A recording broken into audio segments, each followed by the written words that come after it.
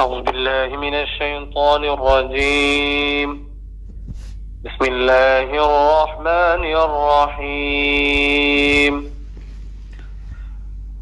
يا أيها الذين آمنوا لا يسخر قوم من قوم عسى أن يكونوا خيرا منهم ولا نساء من نساء عسى أن يكن خيرا منهن ولا تلمزوا أنفسكم ولا تنابزوا بالألقاب بئس الاسم الفسوق بعد الإيمان ومن لم يتب فأولئك هم الظالمون.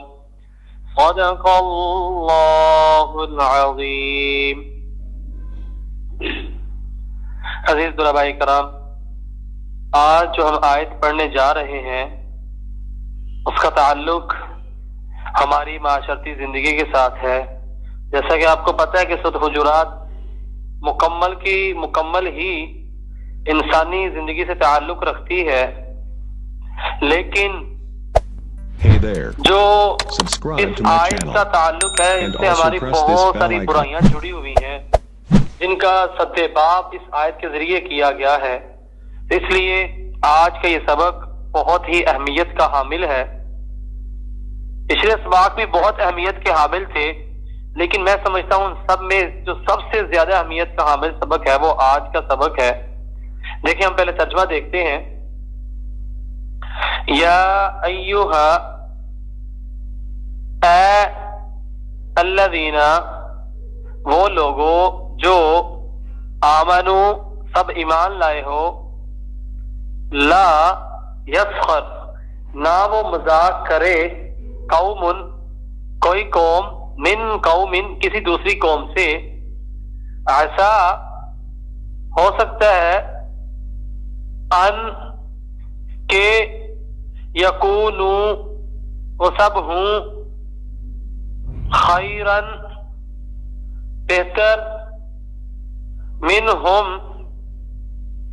ان میں سے یا ان سے، ولا اور نہ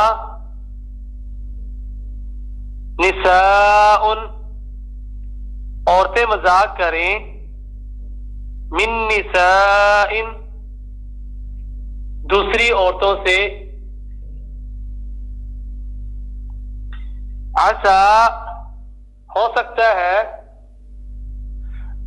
ان یکن کہ وہ ہوں، خیرن بہتر، منہن ان سے، ولا تلمزوا اور نہ تم سب عیب لگاؤ، انفسکم اپنے نفسوں یعنی ایک دوسرے پر، ولا تنابزوا اور تم سب ایک دوسرے کو مت پکارو، بالالقاب برے القاب سے، بئس برا ہے، الاسم الفسوق فسق والا نام دینا، بعد الایمان ایمان لانے کے بعد، ومن لم اور جو لم یتب وہ توبہ نہ کرے، فاولئک تو وہ لوگ، ہم الظالمون ہی سب ظالم ہیں. تو عزیز طلباء کرام، آپ سب نے ترجمہ تو سماعت کر لیا ہے.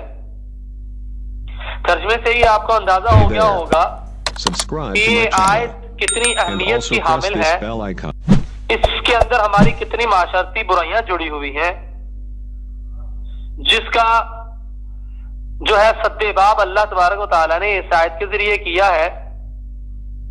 تو ہم اس آیت کی تشریح پڑھتے ہیں. اس کے اندر اللہ نے فرمایا کہ تم کسی کا تمسخر مذاق نہ بناؤ اور نہ ہی کسی کو حقیر جانو.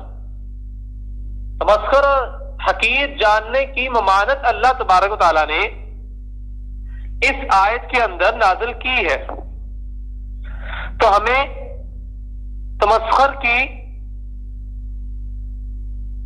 ممانت کے متعلق احادیث بھی جو ہے، احادیث رسول صلی اللہ علیہ وسلم بھی، وہ بھی ہمارے سامنے ہیں. میں آپ کو سنائے دیتا ہوں. اللہ تعالیٰ نے لوگوں سے تمسخر یعنی مذاق کرنا، انہیں حقیر جاننا اور ان کے استہزاء کرنا جو ہے اس سے منع فرمایا ہے. جیسے کہ صحیح حدیث سے ثابت ہے کہ رسول اللہ صلی اللہ علیہ وسلم نے فرمایا لیکن الکبر من بطر الحق وغمس الناس، لیکن جس نے حق کو ٹھکرایا اور لوگوں کو حقیر جانا اس نے تکبر کیا.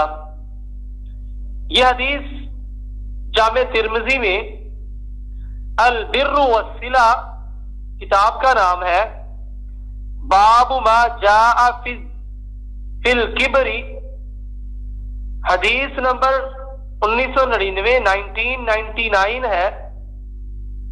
ابن مسعود اس حدیث کے راوی ہیں، اور اسی طرح مسند احمد کے اندر عبداللہ بن عمر جو ہے وہ اس حدیث کے راوی ہیں. تو عزیز طلباء اکرام، کسی کو حقیر جاننا اور تمسخر کرنا کیا ہے؟ حقیر جاننا کسی کو نیچا دکھانا. ہم دوستوں کی مجلس میں بیٹھے ہیں، 5 6 7 دوست بیٹھے ہیں، تو ہم جو ہے وہ کسی ایک کو اس کو انسلٹ کرنا شروع کر دیں، اس کی ذاتیات پہ اتر آئیں، اس کی عزت پہ حملہ کریں، تو یہ ہے حقیر جانا، کسی کا نیچا دکھانا. اور تمسخر کرنا، تمسخر مذاق جو ہم کرتے ہیں، ہنسی جگہ ہم مذاق کر رہے ہیں، بھئی مذاق ہی تو کیا ہے. بھئی اسلام جو ہے وہ خوش طبعی سے منع نہیں کرتا، لیکن اسلام مذاق، کسی کی عزت کی دھجیاں اڑانا، کسی کی انسلٹ کرنا، کسی کو نیچا دکھانا، اس سے منع کرتا ہے. کہ نبی صلی اللہ علیہ وسلم نے فرمایا کہ جس نے حق کو ٹھکرایا اور لوگوں کو حقیر جانا اس نے گویا تکبر کیا. گویا کہ یہ تکبر کی علامت ہے. اور اسی طرح ایک اور حدیث میں فرمایا غمت الناس، لوگوں کو حقیر سمجھنا بھی مراد ہے. یعنی کہ یہ لوگوں کو حقیر سمجھنا، ذلیل کرنا وغیرہ سب حرام ہے. کیوں؟ کیونکہ ہو سکتا ہے جس شخص کو ہم حقیر سمجھ رہے ہیں اس کی اللہ تعالیٰ کے ہاں بڑی قدر و منزلت ہو. تو عزیز طلباء کرام، آج سے ہم بھی یہ عہد وعدہ کریں گے کہ ہم لوگ کسی کا مذاق، کسی کے ساتھ ایسا کھلواڑ نہیں کریں گے جس کی وجہ سے اس کا دل دکھے.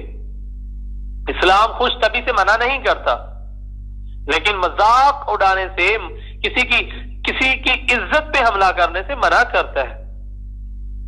اسی لیے اللہ تعالیٰ نے فرمایا یا ایھا الذین آمنوا لا يسخر قوم من قوم عسى ان يكونوا خيرا منهم ولا نساء من نساء عسى ان يكن خيرا منهن. اللہ تبارک و تعالیٰ نے یہاں صرف مردوں کو ہی خطاب نہیں کیا، بلکہ یہاں پہ اللہ تبارک و تعالیٰ نے پہلے مردوں کو منع فرمایا اور اسی طرح ساتھ ہی عورتوں کو بھی اسی طرح منع فرمایا، کیونکہ یہ عورتوں کے اندر بیماری زیادہ ہوتی ہے. مثال کے طور پہ کسی کے لیے جو ہے وہ شادی کے لیے رشتہ دیکھنے کے لیے جاتی ہیں تو اس کے اندر 100 نقص نکال دیتی ہیں. اس کا تو یہ ہے، اس کا تو یہ مسئلہ ہے، اس کا کان ٹیڑھا ہے، اس کا یہ جو ہے ناک جو ہے زیادہ لمبا ہے، اس کا ناک چھوٹا ہے، یہ وغیرہ وغیرہ. اللہ تبارک و تعالی نے ہر انسان کو لقد خلقنا الانسان فی احسن تقویم، خوبصورت بنایا ہے. اور پھر فرمایا الذی خلقک فسواک فعدلک، کہ میں نے انسان کو برابر اور جو ہے سیدھا بنایا ہے. یہ نہیں کہ جو ہے کان جو ہے وہ سر کے اوپر والی سائڈ پہ لگے ہوئے ہیں، ناک جو ہے وہ پیٹ پہ لگا ہوا، ایسا نہیں کیا اللہ تبارک و تعالیٰ نے. اور اس کے بعد اگر ہم اللہ تبارک و تعالیٰ کی تخلیق کے اندر نقطہ چینی کریں گے تو گویا ہم اللہ تعالیٰ کی تخلیق پہ سوال اٹھا رہے ہیں. آج اگر ہماری کوئی بنائی ہوئی چیز پہ کوئی سوال اٹھایا ہمیں کتنا غصہ آتا ہے. وہ تو احکم الحاکمین ان اللہ علی کل شیء قدیر ہے. تو سوچیں اس کو کتنا غصہ آتا ہوگا. اور اس کے بعد یہ تھا پہلی بات ہی آیت کی نا تمسخر مذاق اڑانا. اور دوسری چیز وَلَا تَلْمِزُوا أَنفُسَكُمْ، اور آپس میں ایک دوسرے پر عیب نہ لگاؤ. یعنی کہ لوگوں کو عیب نہ لگاؤ، تانا زنی نہ کرو.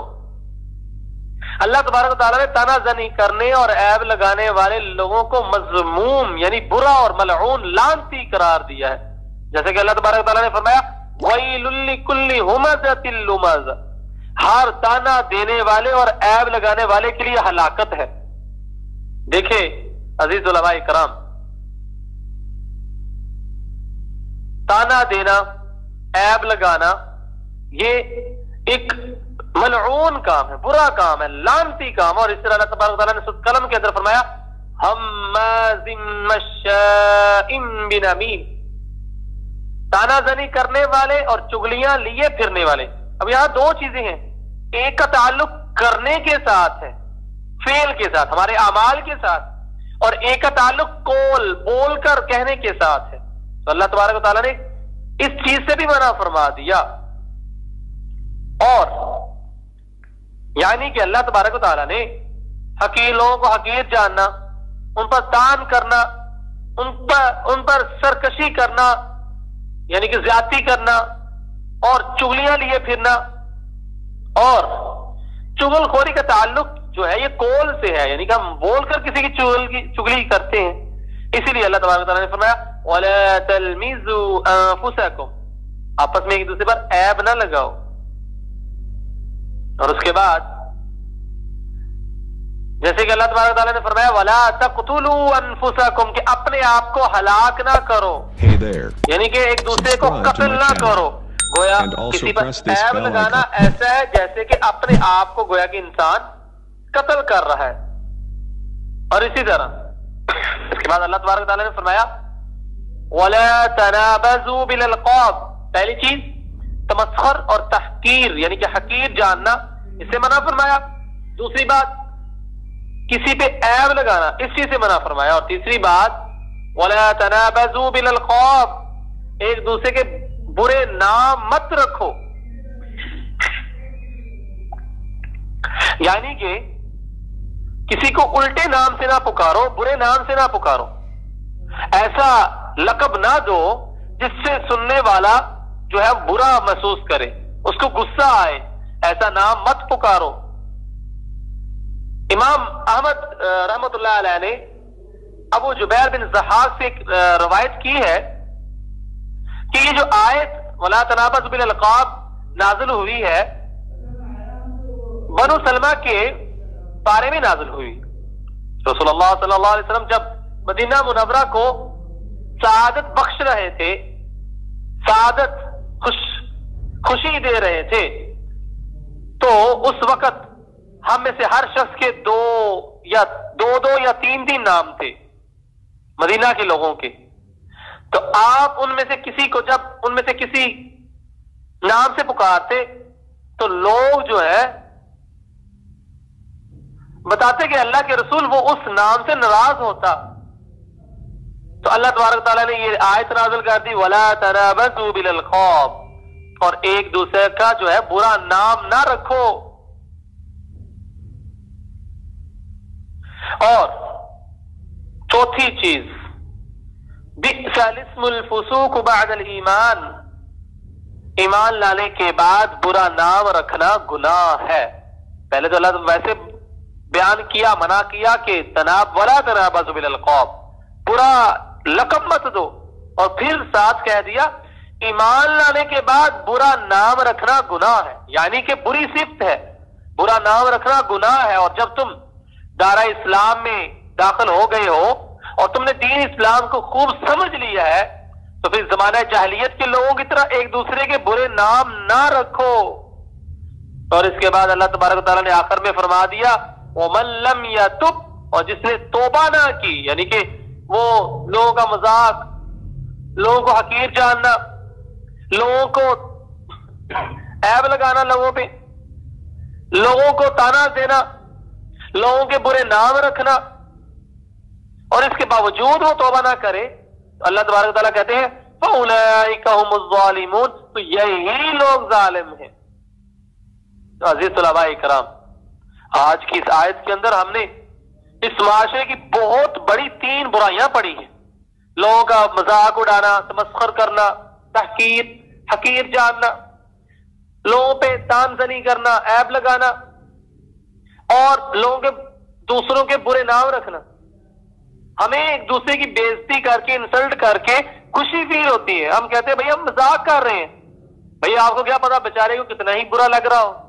تو ہم مجھ سمیت آپ سب یہ عہد کریں، وعدہ کریں کہ آج کے بعد ہم کسی کا برا نام، الٹا نام، کسی پہ تان زنی، عیب لگانا، کسی کو حقیر جاننا، یہ کام ہم نہیں کریں گے، اور انشاءاللہ عز و جل یہ پختہ وعدہ کریں، پھر ہی ہمیں یہ ترجمہ وغیرہ پڑھنے کا فائدہ ہوگا۔ تو عزیز طلباء کرام، میں امید کرتا ہوں یہ آیت آج کی آپ کو سمجھ آ گئی ہوگی، اور اب ہم کلاس کے اگلے حصے کی طرف چلتے ہیں جس کا تعلق نماز سے ہے۔ تو آج ہم باقاعدہ طور پہ نماز کا آغاز کریں گے۔ تو ہم نماز کا طریقہ شروع کرتے ہوئے سب سے پہلے ہم تکبیر تحریمہ جو پڑھتے ہیں، تو سب سے پہلے جب اللہ اکبر کہتے ہیں اس کو ہم تکبیر تحریمہ کہتے ہیں۔ یعنی اللہ اکبر، اللہ سب سے بڑا ہے۔ اس کے بعد ہم دعا استفتاح یعنی نماز شروع کرنے کی دعا پڑھتے ہیں۔ اب 2 دعائیں ہیں، ایک سبحانک اللہم وبحمدک وتبارک اسمک وتعالی جدک ولا الہ غیرک، لیکن ایک اور دعا بھی ہے جو اکثر ہم میں سے کسی کو پتہ ہی نہیں، اور بہت شاندار دعا ہے۔ بتاتا ہوں میں آپ کو، یہ بخاری مسلم کی حدیث ہے، یہ کہ نبی صلی اللہ علیہ وسلم یہ دعا پڑھا کرتے تھے، اور اس کی میں ادائیگی کرتا ہوں، آپ نے اسی طرح ادائیگی یاد کرنی ہے اور ترجمہ بھی یاد کرنا ہے تاکہ آپ کو پتہ ہو کہ آپ دعا میں کیا مانگ رہے ہو۔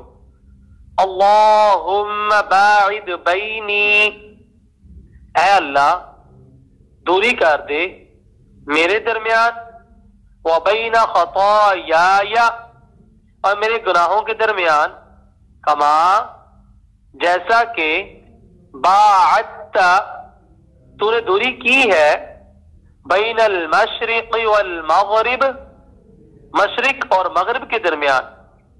اللہم نقنی من الخطایا، اے اللہ مجھے پاک صاف کر دے گناہوں سے، کما جیسا کہ ینقی الثوب صاف کیا جاتا ہے، ثوب کپڑا، الابیض سفید، من الدنس میل کچیل سے، جیسا کہ صاف کیا جاتا ہے سفید کپڑا میل کچیل سے، ایسے مجھے گناہوں سے معاف کر دے۔ اللہم، اے اللہ، اغسل دھو دے، خطایا میرے گناہوں کو، بالماء پانی سے، والثلج برف سے، والبرد اور اولوں سے۔ اب ایک دفعہ پھر میں ادائیگی کر دیتا ہوں ترجمے کے بغیر تاکہ آپ کو یاد کرنے میں آسانی رہے۔ اللہم باعد بینی وبین خطایای کما باعدت بین المشرق والمغرب، اللہم نقنی من الخطایا کما ینقی الثوب الابیض من الدنس، اللہم اغسل خطایای بالماء والثلج والبرد۔ عزیز طلباء کرام، آج کی جو ہم نے نماز کی یہ پہلی دعا پڑھی ہے، اس کے اندر اللہ تبارک و تعالیٰ کے نبی صلی اللہ علیہ وسلم کے جو ارشادات ہیں وہ دیکھیں کہ انسان اپنے گناہوں کی معافی مانگ رہا ہے۔ تو میں امید کرتا ہوں آپ تمام طلباء کرام اس دعا کو بہت اچھے سے یاد کریں گے۔ تو اسی کے ساتھ ہی آج کی کلاس ہماری ختم ہوتی ہے، تو آپ لوگ اس دعا کو